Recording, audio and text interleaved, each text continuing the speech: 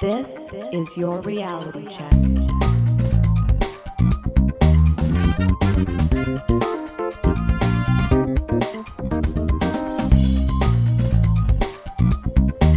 Hi everyone, and welcome to The Reality Check, the Canadian show that explores a wide range of controversies and curiosities using science and critical thinking.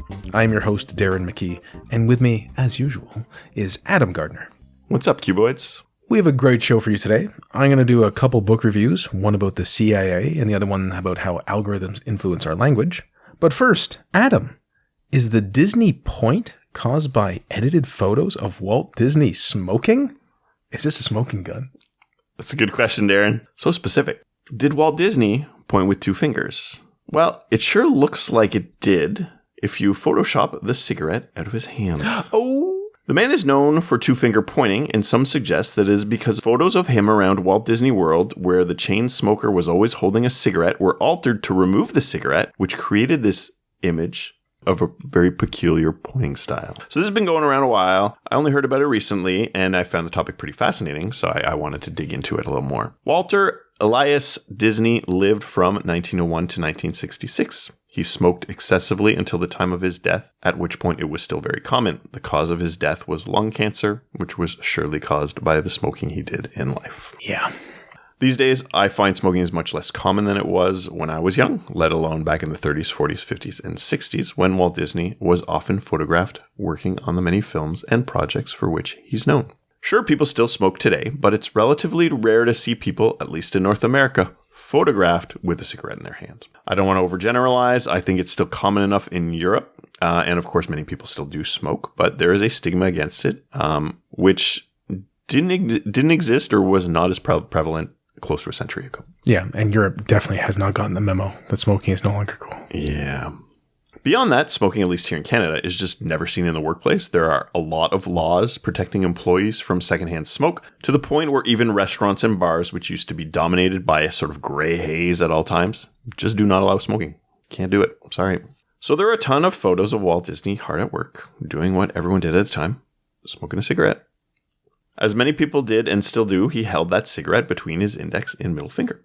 Now, you can look up photos of this yourself, and evidently I can't show them on the podcast, but there are photos of him holding a cigarette with all fingers extended, but also some where he's holding it with just those two fingers out. And there are also many photos, particularly around Disney World and Disneyland, massive Disney theme parks, where Walt Disney is not actually holding a cigarette. It is claimed in the Disney Archives website that Walt Disney never wanted to be photographed with a cigarette, as it would set a bad example for children. So there may be some of those photos with him without a cigarette that are on purpose, oh, actually, let me put this down for this photo op. Now, I use the term photoshopped, but, we can just say they were digitally removed with software or other techniques. If it's older photos, might not even have been software that they used. There are photos where he has the cigarette removed. This isn't that controversial. You can find some photos online very easily, kind of see the before and after version. Here's a photo of Disney with no cigarette, and here's one with him with the cigarette still in his hand. Okay, so that's all well and good. So maybe some of these photos looked a bit weird, but what's the big deal? Well, two-finger pointing just happened to become a Walt Disney signature move. There is some contention on this, such as Snopes saying that the claim is research in progress, but to me, I think it's well established, and I'll try to make that case. There is a statue of Walt Disney and Mickey Mouse at Disneyland, which was erected in 1993. Where he appears to be pointing with two fingers. He actually has all of his fingers a bit curled, with the index and middle finger stretched out a little more, but it's a common example of this phenomenon that's given. In the 2013 film Saving Mr. Banks, actor Tom Hanks, who played Walt Disney, can be seen pointing with two fingers, including a scene on a Ferris wheel for which there was a lot of promotional stills and promotional material of him pointing with two fingers. I've not seen the film. Employees at Disney World have been observed by many people to point with two fingers, and employees have stated that they are told in their training to point with two fingers. Well, that's interesting. Yeah. So this is known as the Disney point. Obviously, it's at Disney World, but Disney is the name of the person who also has a reputation for the pointing that we're talking about. So it is claimed that pointing with one finger is considered to be offensive in China, Japan, Indonesia, and Latin America. This was a bit of a surprise to me, given Ace Attorney's signature move is pointing, and the video game franchise is from Japan. Some also claim that it is easier to see by using two fingers to point, so it helps the visually impaired. Well, I mean, in terms of the offensive thing, a lot of politicians do the sort of the thumb pressed into the hand, the fist gesture, right? They don't point at all. Yeah. Because it is too aggressive. Yep. Now, for me, though, if you add a second finger, this doesn't make it less aggressive. I don't. It makes it similarly aggressive, unless you're like gesturing, like, I don't know, off to the side as a point, like an object. But if you're pointing at someone, 2 fingers seems pretty aggressive. Yeah, that's what I kind of read, is some cultures do find pointing aggressive, but it's not necessarily, but it's the pointing at a person or pointing at a face that is aggressive compared to like gesturing or pointing in a general direction, which may be fine. So I think both these explanations, the 2 fingers for visibility and the culturally sensitive thing, they're plausible, but we need to kind of look at the phenomenon a bit more holistically. 2-finger pointing is not common in many other places catering to tourists and visually impaired people outside of Disney parks. Walt Disney has photos of him with cigarettes edited out, most of which don't have him pointing, but some that do appear that he is. There may be other photos of him at the park, either now or historically, which had him appearing to point with 2 fingers, which led to this belief. To me, it seems implausible that the 2-finger pointing, known as the Disney point, was adopted independently of photos of Disney holding out 2 fingers and the giant statue of him looking like he's holding 2 fingers at the entrance of the park. If the 2-finger pointing didn't have anything to do with Disney, why would Tom Hanks playing Walt Disney be doing it as a Disney point in the film? Because he's a great actor, and he would do his research. He is pretty good. I haven't seen the film. Maybe he's great in it. I don't know. The other option here is that Walt Disney actually did point with 2 fingers, even when he didn't have a cigarette in his hand. I don't believe this is true either. Maybe he's so used to having a cigarette that he just points like that. Searching for images of Disney point shows the Disney statue, Tom Hanks, employees pointing, and I don't see any unaltered images of Walt Disney without a cigarette pointing with 2 fingers. I had heard that employees at Disney parks were no longer being told to double finger point in light of this sort of scandalous theory coming to light, but I have also heard that it is still common practice, and this may just vary by employee or whatever. Frankly, I've never been to a Disney theme park or been on a Disney cruise. I can't comment on that personal experience, but I'll ask my kids, see if they remember. I did ask their mom, and she said she hadn't noticed. So much to say, I don't think anyone did anything wrong here. Smoking is bad for your health. Not promoting smoking is good. You know, I'm a fan of the truth, the honesty. So I don't think it's shameful to show photos of people in the last century doing what they did. But editing out cigarettes from images seen by families and young children is not something I'm going to get all that upset over. The reaction to this of adopting a 2-finger point doesn't seem to be intentionally deceptive at all. I expect it was done accidentally by people not realizing why such photographs were odd, if that is indeed what is going on here. Does the Disney point, a 2-fingered pointing style common at Disney theme parks, featured in a movie which portrays Walt Disney and somewhat depicted on a statue of Walt Disney, come from edited photos of Walt Disney, who used to hold cigarettes between his 2 fingers, where the cigarettes had been edited out, something which has absolutely been done and exists for images around Disney theme parks? Snopes thinks the verdict is still out, and some people don't think the link is proven, but I think it's pretty conclusive. I will, of course, let you come to your own conclusions. I'm just here to present some facts, tell a story, not to tell you what to think. So your verdict is 2 fingers way up on the truthfulness of this supposed claim? Yes, that's right. Yeah, I'd have to see some of the photos, I think. Yeah. All right. Well, we'll put some in the show notes, obviously. Yeah, I think there's to be that, not devil's advocate, but there's a plausible world where he's so used to smoking, if he was a chain smoker, that you would just almost always have these 2 fingers out. Yes, and that's why I looked for photos of him actually pointing with the 2 fingers, and I couldn't find any. Right. So the only photos were like, oh, here's a photo of him, and he's clearly supposed to be holding a cigarette and set it out. The hand. Also, the idea that someone have their whole hand open, that seems so weird to me, to smoke a cigarette. Like, if you're holding the cigarette between the 2 fingers, but your whole hand is open. Like, that's a weird... But, who knows what's weird? Do what you want with your life, I guess. Interesting. Yeah. Well, revisionist history, man. I mean... Of all the bad things Walt Disney's done, that's not so bad. Yeah. I mean, I also I don't want to cast blame on him. Like, he started smoking at a time where the health effects of smoking weren't really known. He was addicted. He wasn't happy about it. Yeah. He was a victim of smoking, as many people were. That mouse got him into it. But yes, if he's thought this is a bad example for kids, which is... Again, not how everyone thought at that time. Good for him. And if it so happens he wanted it removed, that's also fine. Right? Yeah. So be it. Thanks, Adam. So we go from one cover-up to the world of cover-ups. Shadow Cell, a book about spycraft and the CIA. Ooh. So, quick little review. First, I'm going to give you the nice little AI summary, because yes, it is better than me. And then I'll tell you my thoughts. So, Shadow Cell came out earlier this year, is by Andrew and Yihi Bustamante, a husband and wife couple, offers a rare glimpse into the inner workings of modern espionage through the lens of two former CIA operatives. Ooh. The book recounts the couple's covert efforts to salvage compromised sources and navigate a landscape of betrayal, surveillance, and geopolitical tension. This AI can really write. The narrative centers on a mission to identify a mole within the CIA and rebuild trust with foreign assets, all the while contending with the psychological toll of undercover work. Rather than glorifying spycraft, the Bustamantes reflect on its ethical complexities and personal costs. Their account is shaped by agency-imposed censorship, which leaves some details obscured, but the redactions themselves underscore the sensitivity of the operations described. The book blends memoir with operational detail, offering insights into recruitment, counterintelligence, and the evolving role of technology in espionage. While Shadow Cell contains elements of suspense and drama, it also serves as a sober meditation on the limits of American intelligence and the fragility of global alliances. That sounds like a press release. Yeah. It's less a celebration of heroism and more a study in ambiguity, where success is measured not in victories, but in survival and adaptation. Well, even that sounds a bit much when I read it. Just so you know, this was not the first iteration. The first one was more glowing, and I'm like, look, be a bit more balanced, be a bit more critical, but I thought I would keep it in nonetheless, because it is a decent summary. So they are a husband and wife couple. They were not quite agents in the field, although one of them went through the training but didn't quite make it at the very end. And it was kind of exactly what I wanted at that time, which was a nonfiction book that kind of is a bit fiction-y in the sense of it's a narrative. Yeah. It's a world of spycraft. I think what they're saying is largely true, even though they have to use fake names for the cities they're in and for the countries they're trying to infiltrate or gain information about. So do they use fake names of real countries, or do they just make up countries? Oh, as I call it, Falcon is the name. So it's just like a completely fake name for a real country. And supposedly it went through all the CIA, oversight and approvals. Yeah, it's hard to get that kind of stuff. Right. So with that in mind, like, is this whole thing a psyop? Right. You're like, right? Who knows?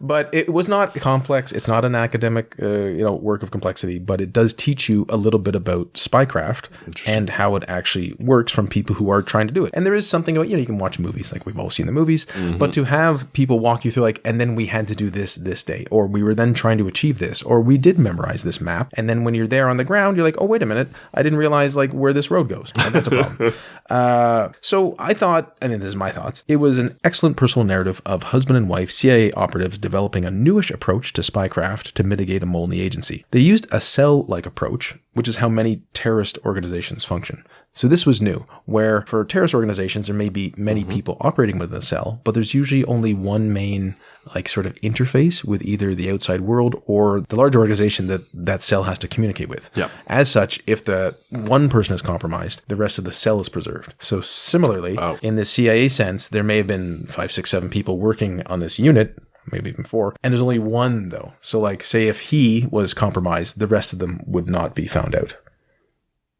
Because they couldn't easily figure out who they were. Because, again, they're walled off, so to speak. Yeah. Now, there is the world where and then I was doing this today, and he's like, and then if I was caught, I could be tortured until I die. Like, there is this real world of, the people actually do these things. So, a work of nonfiction that reads like a story. One learns about different aspects of intelligence and counterintelligence in easily digestible chapters with an intriguing through line. Again, it's not a how-to manual or an academic analysis, but that's what made it for easy listening, because that's also what I wanted. Like, give me something educational that's not difficult, but useful, informative, and spycraft is kind of interesting. Agents in the field are far more on their own than we see in the movies. Like usually there's, an earpiece, right? Where someone's in correspondence. He's like, that never happens because that earpiece would just give away your position and be such a risk in so many ways. You just have to figure it on your own. So it's not that there's a more well-hidden earpiece. There's no earpiece at all. Well, unless they're lying, correct. Yeah. But like anything that could probably transmit is going to give off some sort of signal, which then compromises you, right? That's fair. And if someone searches you, then they might find it. Also, they're saying the bandwidth of someone monitoring agents in the field, like in real time, and like giving them information, like we've seen in all the TV shows and movies, oh, they're down here, they do that. Like, no. The dude's sitting in the van. It's Tom Arnold in the parking lot. Yeah. Or you could think of Mission Impossible, but yes. So maybe for certain specific missions, maybe you could imagine where that the whole point isn't being truly covert. Yeah. But yes, if they said like, if you're in the field and you're just talking out loud, it doesn't look good. Oh yeah, that's the worst thing in movies. They're walking walking around the crowded ballroom and there's all these eyes on them, and they're like, oh, I'm walking around, and so-and-so is here. Or like the subtle but not so subtle, like putting your finger to your ear. Yes. Like what we see, Secret Service people and security professionals, but they don't mind being found out that that's exactly what they're doing. Mm-hmm. They also talk about bureaucry and petty politics, which seem to be a problem everywhere. And so like this was, I mean, of course it is. Of course it's this way, but it seems very disheartening if, the people who are doing this are some of the best. They've trained so much, and then you got to fill a form, and you got to fill out another form, and then you may not get this job because someone there likes this other person better, or they're protecting themselves, or they're all careerists in certain ways. It's like, oh, it's painful. Sometimes I'll just watch a movie and it'll just be like someone discharges their fire, and I'm like, oh, there's going to be so much paperwork. Like, I cannot imagine how much paperwork there would be for this situation. Like, and they just funny. Whatever. It's just shootouts, and let's go bang bang bang, and of course the guns on TV are rarely that loud, right? Like versus deafening to everyone. So, I have a decent sense of how the world works, obviously imperfect, but it still seems absurd to me that, the world of spycraft, that these types of jobs, like this is actually something that exists. Yep. All countries do it to the extent that they can. Like, so I'm not naive and I know what happens, but it does seem, again, fundamentally just a bit odd that someone's job to figure out who in what other country has like a sick child with medical expenses. Jeez. So that person is more vulnerable. So then that can go into a report. So then someone else can read the report and then casually bump into that person at the grocery store or wherever. This is called a bump, a friendly bump. Just introduce you. You wouldn't say like, hey, give me your information. Like, oh, you also like mangoes. That's neat, right? That's it. Wow. That's all you're trying to do. Establish a rapport, right? Or something to get into that person's world. And then you try to build a relationship, and then you try to get information, and then they could be trying to do it to you, or you. Anyway, the whole thing is both interesting and absurd. Trying to flip. Of course, the old double cross. This happened all the time during the Cold War. Anyway, so sort of kudos to the people who are doing it. At the same time, it's terrible that people are doing this in some ways, but that's the nature of the world. I guess everyone gets disowned, and you just get disappeared, and people don't come save you. Well, it's only terrible when the bad guys do it. It's good when the good guys do it. We all agree on that, right? Of course. Yeah. Exactly. So I think it's a very popular book for a reason. This guy, Bustamante, I think Andrew, he's been in numerous YouTube videos talking about CIA training. Okay. I also assume of the stuff you're allowed to say. Sure. But, you could probably learn a lot from like the basics of what CIA trains people. Well, is he a comms guy if he's going on? No. So, he went through the training at the farm, as they say, but he didn't pass the final test. So then he wasn't deemed fit for that. But because of this mole situation, which is kind of part of it, they wanted, it's like the agency realized, well, we need to have a different approach. So atypically, we're going to give these people a chance to not do stuff fully in the field, but partially. And then this guy got to do some kind of field work, even though they might not have usually had that experience. Mm-hmm. But because of the whole mole thing, the agency had to think outside the box. Okay. And I think they never really found out who the mole was during that time, but later it might have happened like in the world. But of course, like, again, people don't talk about that either, right? And, but you just, the world of people, they're humans, right? Of course they're humans, right? And like, oh, you're anxious, or you're nervous, or this. And it's not that people no longer have weaknesses because they've trained themselves. It's more that they've trained themselves to know what their weaknesses are, right?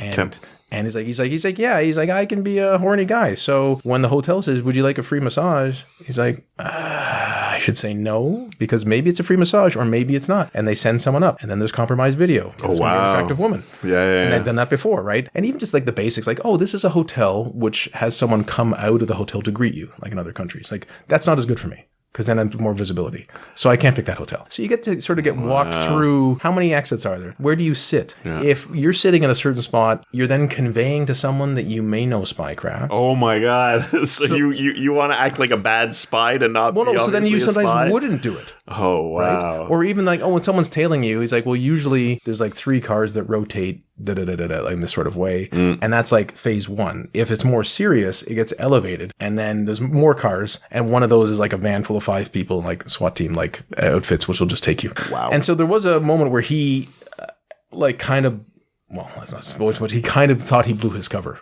Yeah. But because the guy who was like observing him, following him, didn't want to admit that guy got made, because they both kind of like made the mistake. Yeah. Like, you're not supposed to admit that you've been followed. Oh, I see. But you're not supposed to know that the guy's made you. And so probably because that guy didn't want to get in trouble, he didn't report it. That's so funny. And then he was able to get away. But yeah, there's just a world where you gotta pretend, right, that things are fine, and everything is through the lens of like, wait a minute, what would the clueless guy I'm pretending to be, who's there for business, do? So when I enter my hotel room and there's 4 guys in tracksuits rummaging through my stuff, you don't be like, what the hell, guys, right? It's like, oh, hi, what's going on? Yeah, and they're like, you guys cleaning? Like, she says like, oh, we're just filling up some cleaning. He's like, okay, right? Like a clueless person would. And so I guess you have to be really good at hiding the normal facial expression. So, you get these little nuggets. And I said it was a pleasant, decent listen. Cool. Sort of in a completely different domain. Another one is called Algospeak. And this is, again, AI first. Algospeak, How Social Media is Rewriting Language by Adam Alexic. And this explores the emergence of a new digital dialect shaped by algorithmic moderation. Drawing from his background as a linguist and social media creator, by the way, I follow him on Instagram, which he, TikTok to Instagram, and I find him very entertaining. He does speak quickly and talks about where words come from, and especially social media influence words. And he's even acknowledged that he does this because he knows you need to do it for engagement. It's not necessarily, funny. Not necessarily how he would normally do it, but yeah. And even like, it's nice to see behind the scenes, like a lot of influencers now, they'll speak very quickly. So you get more engagement if you speak quickly. Well, depending on who you are. Like, this is like you for different depends demographics. On your audience? Of course it does, right? And sometimes your demographic's going to be diverse, right? But other times you're trying to reach a certain niche. And so some people are going to be more relaxed. How's it going, guys? And other people like, I'm going to give you information as quickly as possible. And other people, they've started to start their videos with no because. As a way to, again, like Adam just had a certain reaction you can't see. Like, your brain is just confused for a second, and while your brain is processing that confusion, you've started to watch the video. Oh, wow. Of course, you think like, well, what are you saying no? Like, because what? And like, now they're talking to you, right? And they're not, so what are they contradicting? And it's just a pure technique to drive engagement. Anyway, so he's drawing on his background. He examines how platforms like TikTok and Instagram have developed coded language, terms like unalive instead of saying dead. Oh, I keep hearing that, and I'm like, what's wrong with you? It's because the algorithms it's flag a censoring the word thing, dead. So there's numerous things that are flagged. And this comes from like almost like the Chinese surveillance state influencing the TikTok algorithm, which now other algorithms also use. But so you can't really say dead or kill, right? Is that like a YouTube thing or a Twitch thing? Are there specific platforms, or it's all of them have this kind of thing? So I know it started from TikTok, and I think then it carries over to Instagram and other ones. Okay. But they say, the usual suspects like violence, no. Yeah, or you say in Minecraft after stuff, that's a different thing. Sure. And so like also, instead of saying sex, it's segs. SEGGS. Yeah. And these sorts of variants on this thing where it sounds similar, but it's spelled differently, because a lot of these things are automatically captioned, right? Yes. Or they may say the word sex, but then it's spelled segs when it's closed captions. Yeah. See, sometimes the captions don't match what they're saying. Yeah, exactly. And it's another obviously one is the visual analysis of the text is easier than analyzing the correct. Speech. Yeah. And some things sort of just sound similar. So instead of saying LGBT, leg booty is what some people say. But it really is, there's just all this to avoid content suppression. And it does affect the algorithm. You can either just be flagged because you shouldn't have the content at all, or it's just suppression, right? Yeah. Where you don't know. You and kind of shadow ban, for lack of a better term. And we don't know how many these are, but there's definitely a cat and mouse game, right? Because people do it, and then the algorithms or people are like, wait a minute, you can't say that. We know what that stand-in is, right? Well, any algorithm worth its salt would know exactly what unalive means and apply it exactly the same way. But as you can imagine, then it just switches. Yeah, right? Or then there's like a dollar sign, or then there's an emoji, or there's this and there's that. Like the spicy emoji now means what? Is it sexy? Is it neuroatypical? Like what, there's so many different things now that the word spicy and means. Forget about the eggplant. Exactly. So he argues that this phenomenon reflects a broader shift in how language evolves under technological pressure, blending creativity with constraint. Mm-hmm. The book's strength lies in its accessible analysis and cultural relevance. Alexic connects online trends to linguistic theory, showing how algospeak mirrors historical patterns of euphemism and taboo. His examples are engaging and often humorous, making complex ideas digestible for a general audience. I agree. However, some critics note that the book occasionally leans too heavily on anecdotal evidence and lacks deeper engagement with sociolinguistic research.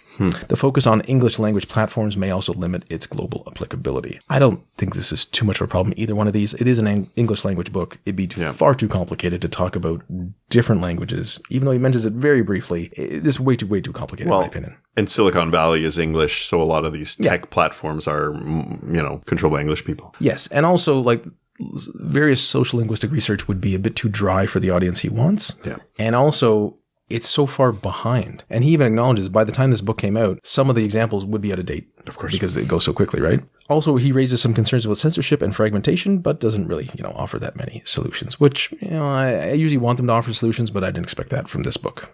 And so, as for my thoughts, excellent book by the insightful and engaging @etymology_nerd. That's his handle, in case you're curious, at least on Instagram. I thought it was great linguistic and cultural analysis about how social media and online culture shape our speech, word usage, and identities. I knew TikTok was influential, of course. I just didn't realize how much.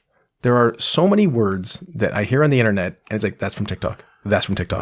That's from TikTok. I probably wouldn't know because I don't, But there's just, it is part of our culture. or like he does a deeper dive on a lot of memes and incel language, like incel memes that came from the incel forums that now are just part of the normal meme culture. Okay, like the eggs and stuff like that. Or like the virgin this and the Chad that. That's incel stuff. Stacey. Exactly. Or even like, looks maxing and all these different things which are now just part of our normal, well, not everyone's, but if you're online a lot, sometimes he'll say like, if you don't know this, be happy you're not chronicling online. Yeah, I get like, I never knew these associations. I'll read this book and then I'll know more of them. But I wouldn't have known that. And so I also really appreciated the discussion about how online identities are sometimes created by marketing forces and the users in a feedback loop, and perhaps for the worse. So there's a new-ish term, again, it's not actually new, but if you're not online as much, called like core, cat core, cottage core. Yeah. This is, you are the person who likes these types of things, like watching cats or like thinking about cottages, the aesthetic of cottages and whatnot. And then how the word core is used to link this as an identity. And then you can keep adding like hyphens, sub-demographic, blah, blah, blah, core, right? Okay.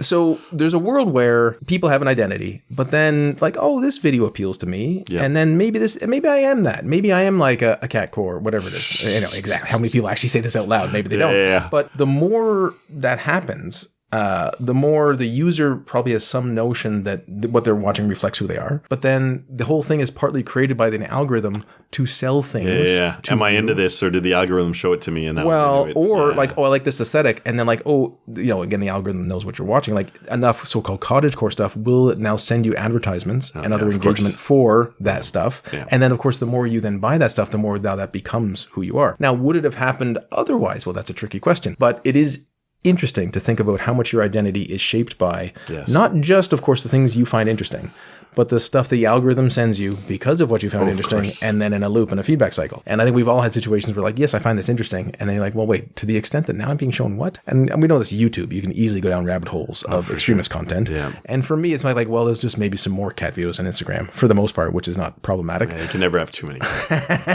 But I keep seeing now an ad for like a cat related like thing, which I don't even own cats. So I'm like, I don't need this, but now I'm seeing the ad across like all my platforms. Yeah. And this seems ridiculous. Thanks for the cookies. All that to say is, where does your identity come from? Well, it comes from many sources. And to think about how it is affected by the algorithms and what they show you, I thought was a good part of the book. Mm-hmm. Yeah, I mean, I guess everyone...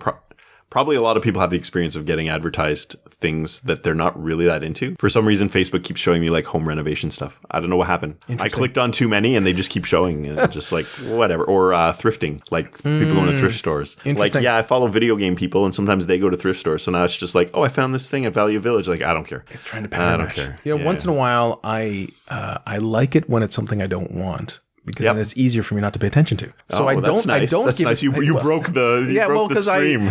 Because some people are like, oh, you can give them feedback, then you get ads for stuff you want. But for the most part, I don't need to buy new things. For the most part, like just I don't need more things. So I think like, oh, just keep showing me the stuff that I don't need.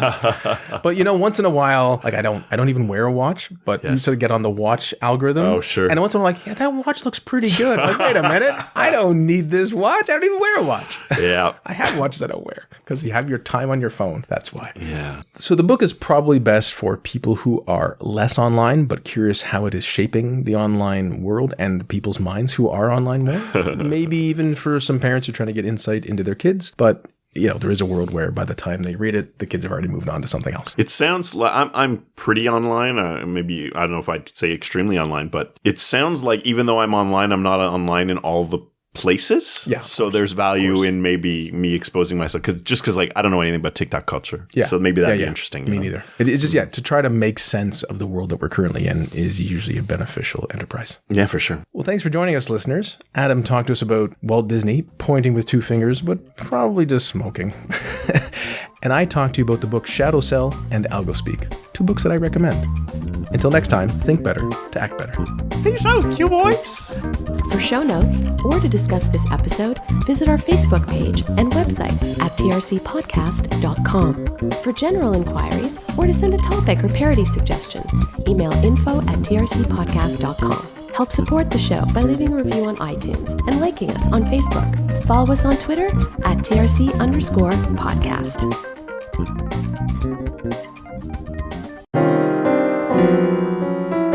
Outtakes. Oh, these sirens gonna be a problem?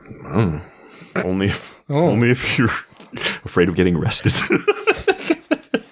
Okay, I'm going to try to do a Mickey Mouse voice, but it might not work. Peace out, cuboids! That's pretty good. Was it? Yeah. Oh, thank you. Hi there, Pluto. Oh, that's good. Yeah. Peace out, cuboids. But I think I think I like the ways yours raised up. I don't know if the thing is I can't say lots of things as Mickey Mouse. Until next time, think better, not better. That's pretty good.